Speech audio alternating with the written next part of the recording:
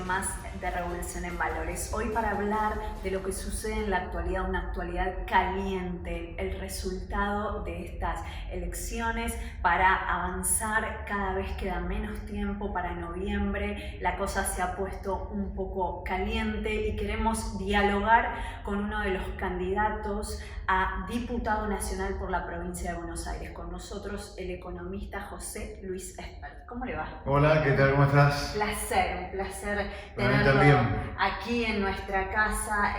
José Luis, charlábamos detrás de escena un poquito de lo que está sucediendo en el país, ¿no es cierto? Cómo se ha calentado. Primero están felices por el resultado. Sí, en Avanza Libertad estamos muy contentos porque yo como persona fui el candidato más votado en la provincia por afuera de la grieta. Pensá que la provincia de Buenos Aires es una provincia tan peronista históricamente que el liberalismo haya quedado en primer lugar fuera de la grieta es un resultado extraordinario y apuntamos a más en la general del 14 de noviembre. Creo que la gente está entendiendo que dentro de la grieta, o sea, dentro de la vieja política, la política tradicional, no está la solución a los problemas que tiene la gente, de que no llega a fin de mes, que tiene miedo de perder el trabajo, la inseguridad. Ninguno de estos problemas han sido solucionados, sino agravados por la política profesional. Cuando digo la política profesional, hablo de gente que se dedicó toda la vida a la política. Sí. Y la gente parecería ser que se está abriendo a darnos una oportunidad a gente que nunca hicimos política y que en mi caso, cerca de los 60 años, he decidido hacer política, directamente asustado y aterrado en algún lugar por lo que le está pasando al país. Yo no puedo creer que Argentina esté transformándose de a poco en una gigantesca Villa Miseria. A eso vamos si no hacemos grandes transformaciones. Acá no hay que ir con chiquitas, Acá no se trata de subir el mínimo no imponible, dar un plancito. Acá hay que cambiar estructuras que ya no funcionan. Que por supuesto sabemos, como vos lo señalás en distintas entrevistas, en distintas participaciones en programas, que va a llevar tiempo, porque al parecer había o nos querían dar soluciones mágicas, que se bajaba rápido la inflación o que había otro tipo de inconvenientes a causa de tal o cual candidato, pero la realidad está instalada. De hecho, la inflación, y ahora queríamos también hablar un poquito de lo macro, de lo que sucede en el mundo, hay una inflación que ya es instalada y bueno, hace un siglo, como bien decías, la Argentina viene sumida en esta depresión de la cual no logra salir, con una inflación que al parecer por el nivel de endeudamiento y del gasto brutal del Estado amenaza con perpetuarse. Entonces, por un lado, bueno, describir esto, que vos lo haces tan claramente en distintos espacios, pero ¿qué pasa con la situación macroeconómica? Porque sabemos que o nos llegan los trascendidos de Estados Unidos, de distintos países del mundo, que hay una situación, la pandemia también, si se quiere, lo trajo a relucir, una inflación generalizada. ¿Qué pasa con esa situación en el mundo y cómo eso encima nos puede llegar a golpear? Porque hablamos, es como que estamos encerrados en nuestra diminuta agenda y el mundo habla también otro tipo de cuestiones. Más allá de que la pandemia nos equiparó bastante. ¿Qué va a pasar con eso? Bueno, a ver, la pregunta, ¿hay una inflación reprimida en el mundo? Yo diría no necesariamente. Creo que vamos a una aceleración de la inflación en el mundo. Yo no creo nada grave como fue la crisis y los precios del petróleo de los 70, no veo una cosa así. O sea, no veo que la inflación vuelva a ser un problema estructural en el mundo. Sí podemos tener alguna aceleración de la inflación por lo mucho que se ha emitido en el mundo en general por la pandemia. Nuestro problema con la inflación ya es casi centenario, ese es otro problema. Argentina es un país que está muy enfermo, muy enfermo.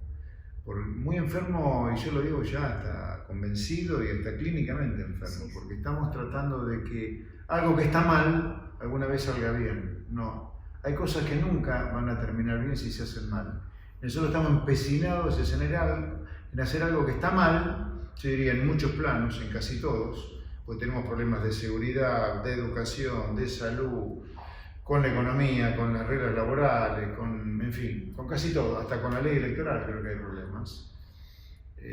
Entonces acá hay que hablar con mucha claridad. Yo creo que no tiene sentido hacer política en Argentina si no planteas los grandes cambios que hay que hacer en casi todas las áreas de la vida social, política, económica y cultural de la Argentina. Yo creo que, a ver, hablando de un ámbito que es sensible a todos, el mundo del trabajo. Sí, sí. En Argentina tenemos el 40% de la clase trabajadora trabajando en negro. O sea, ya tenemos 6 millones de trabajadores, el 40% de la clase trabajadora, ya trabajando totalmente precarizados, totalmente precarizados. ¿Qué significa un trabajador en negro o sea totalmente precarizado? Es un trabajador que no tiene ningún derecho social. ¿Cuáles son los derechos sociales básicos que consagran las leyes laborales? Supuestamente el derecho a una obra social, el derecho a una jubilación, el derecho a una vacación, a un aguinaldo. Un trabajador en negro no tiene nada de eso. Lo que es increíble es que no se puedan cambiar las leyes que provocan eso, que son las leyes laborales. No es la ley de humedales, ni la ley de gravedad, ni la ley de identidad de género la que provoca que 6 millones de trabajadores estén en negro. Entonces, Argentina tiene que cambiar las leyes laborales sí o sí. ¿A dónde? ¿A dónde? Contextualizarlas en el mundo claro, en el que estamos. Pero aparte sentido común, ¿viste? Las leyes laborales argentinas están pensadas para la Ford Motors o la Volkswagen de General Pacheco, mega empresas que firman un acuerdo de convenio colectivo con SMAT, un sindicato gigantesco. Ahora, ¿vos creés que un tallercito mecánico de 4 personas en Famaillá, en la provincia de Tucumán, puede cumplir ese acuerdo? De ninguna manera. La negociación colectiva, por ejemplo, tiene que ser entonces totalmente descentralizada. Esos son los grandes cambios que hay que hacer acá. Después, los secretarios generales no puede ser que estén 40 años atornillados en sus poltronas. Tiene que haber renovación cada 4 años, como ocurre con el presidente. Claro, de algún modo, bueno, también charlábamos en el off, que bueno, este es un espacio inspirado sobre todo por académicos del derecho y demás, y después se fue ampliando a distintos ámbitos para poder tratar de conversar acerca de todas las realidades de nuestro país. Pero en punto a esto, no puedo dejar de mencionar que lo que vos señalas al descentralizar, por ejemplo, los convenios colectivos, es tener en cuenta el principio de igualdad, que significaría tratar en modo diferente a quienes no son iguales. Claro, o sea, no es ese lo es mismo el verdadero Volkswagen, 16.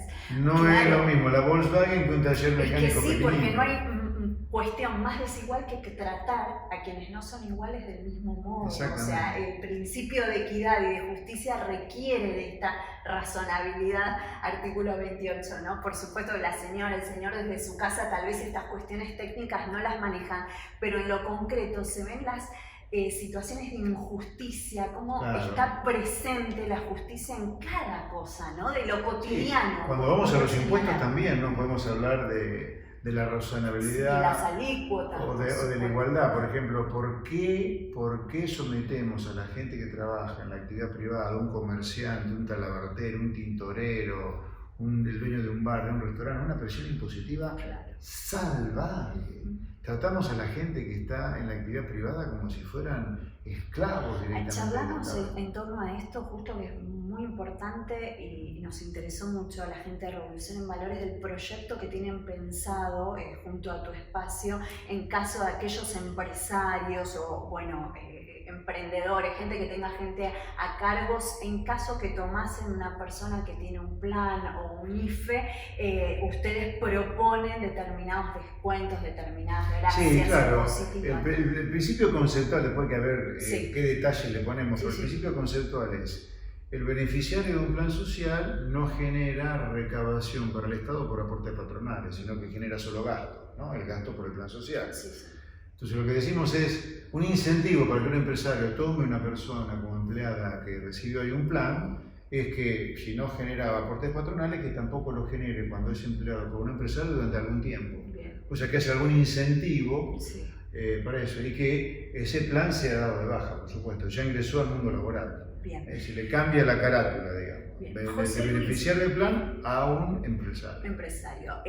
Para aquella persona que aún no está convencida, y en noviembre tenemos que volver a las urnas, conocemos tu perfil, conocemos por supuesto la plataforma, pero si tuvieras que contestarle en breves palabras y fuertes, ¿qué valores venís a aportar a la política desde lo personal y por supuesto tu espacio? Desde lo personal, yo con casi 60 años, hace 2 que estoy en política nada más, 58 años o digamos 30 y pico de años desde que empecé a trabajar, solamente dedicado a la actividad privada. Yo sé lo que es pagar una quincena, yo sé lo que los sindicatos te demoran un proyecto empresario, sé lo que te revientan impuestos, sé lo que duele un trámite en el Estado, sé los problemas, sé lo que es la inseguridad, también la he sufrido, nosotros, o yo vengo de un lugar donde vivo los mismos problemas que vive la gente que nos está viendo. En cambio, una Cristina, una María Eugenia Vidal, una Lilita Carrió, hace tantos años que se dedican a la política profesional,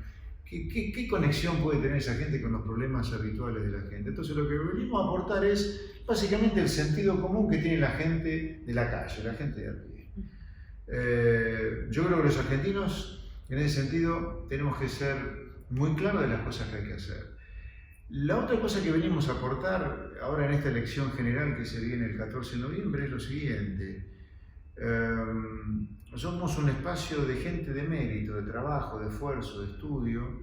Y yo diría a la gente que nos está viendo, miren, si los resultados de las PASO fueran parecidos en la general, peronistas va a haber en el Congreso, radicales también, Santilli va a entrar María Tolosa Paz, va a entrar María Eugenia Vidal, va a entrar Manes.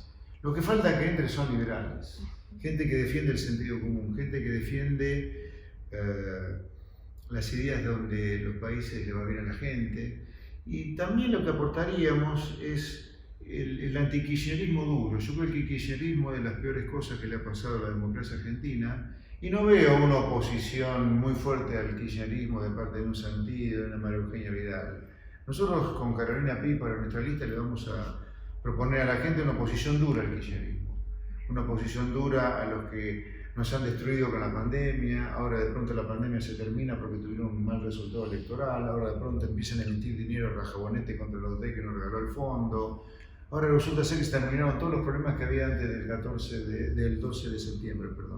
Le venimos a aportar las ideas del sentido común que aplican los países donde la gente vive bien y un antikirchnerismo duro realmente, porque creemos que el kirchnerismo habría que desalojarlo en el 2023, pero con un programa de reformas que impida que vuelvan, que no nos pase lo mismo que en 2015, eso lo tenemos claro. Entiendo. O sea que si uno pretende que un espacio no vuelva de algún modo, y esto es la seriedad del debate que debería darse, ¿no? Es que raya lo antidemocrático para que mucha gente de la sociedad, del electorado y también políticos consideren que un espacio ya no debe volver, porque puedo disentir, puedo estar a favor o en contra, pero ponen en riesgo, si se quiere, opinan mucho los principios democráticos, el kirchnerismo, ¿no es cierto? Porque, insisto, para que uno desee que un espacio no tenga representación, mirá, puedo estar a favor o no, pero vos fijate nomás las declaraciones, por ejemplo, agarremos lo último que hay, las declaraciones de Mario Villa,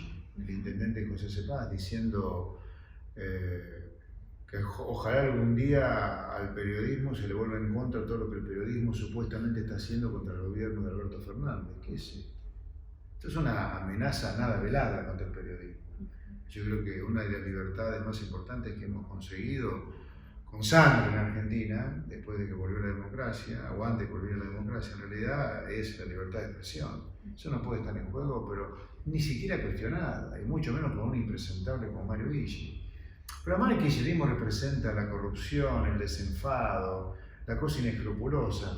Hace poquito estuvimos, después de la elección, una semana con la sociedad en vilo a ver si se peleaban o no Alberto Fernández y Cristina. O sea, nos meten en una cuarentena cavernícola, nos funden a todos. Los chicos repitencian en el colegio, tartamudean, los más chiquitos se volvieron a hacer pis. La vida de la familia se transformó en un infierno. Y encima, después de eso, tenemos que aguantar una pelea tipo Tom y Jerry entre Alberto y Cristina. No es gente que esté a la altura de lo que necesita la Argentina para que se lo gobierne, la verdad te digo. Bien. Muchísimas gracias por su presencia y bueno, agradecerles también, José Luis, que de algún modo marcaron el espacio de ustedes contigo a la cabeza, un antes y un después en la sociedad argentina, que permitió a mucha gente que no se animaba de la sociedad civil poderse involucrar en la política. Con Luis Rosales en el 2019, cuando fuimos a la presidencial, sentíamos que era una aventura, algunos pensaban que era una aventura alocada, nosotros una aventura, porque arrancamos 10 meses prácticamente antes de la presidencial. Yo nunca había hecho política hasta ese momento y de la nada pasé directamente a la presidencial. Fue un aterrizaje forzoso, durísimo, pero bueno, lo que no te mata te fortalece y estamos muy fuertes y confiados en que el 14 del 11, si los argentinos empiezan a salirse de la grieta, creo que tienen un gran espacio en la provincia de Buenos Aires y eso va a ser. Por supuesto que sí, todo el éxito. Gracias, mi amor. Nosotros nos despedimos hasta la semana que viene.